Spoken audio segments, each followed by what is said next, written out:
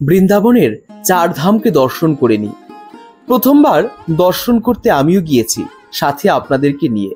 মন্দিরে প্রবেশ প্রাক্কালেই এখানে কুপন সংগ্রহ করতে হয়। না, টাকা লাগে না।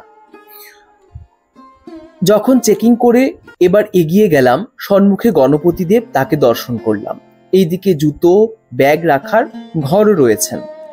এবার গণপতি দেবকে দর্শন করে পুনরায় আমরা ছোট ছোট ফাউন্টেনকে দেখতে দেখতে এগিয়ে গেলাম। মেঘাচ্ছন্ন আকাশ, ঝিরিঝির বৃষ্টি পড়ছেন। এই বৃষ্টির প্রাক্কালেই আমরা দর্শন করেছি সেই শিব শম্ভুকে।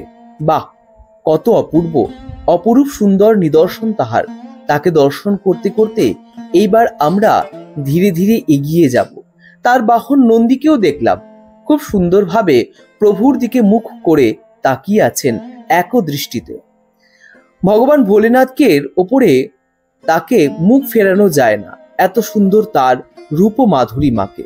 দর্শন করতে করতে এইবার আমরা দর্শন করতে পারলাম সেখানেই রয়েছেন ভগবান নটরাজকে।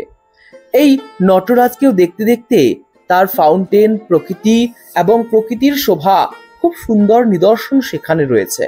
আপনারা যখন আসবেন খুব সুন্দর করে সেখানে ঘুরে ঘুরে দর্শন করতে পারবেন।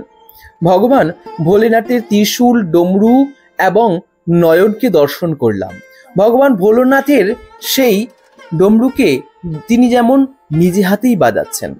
পুনরায় সেই গৃহে আমরা প্রবেশ করলাম, যেখানে ভগবান তিনি তার আলেখ্য আদি বিরাজমান রয়েছেন। অনেক সুন্দর সুন্দর আলেখ্য প্রতিমূর্তি আদি সেখানে আমরা দর্শন করলাম, এবং হর পার্বতীকেও কিন্তু আমরা সেখানে দর্শন করতে পারবো।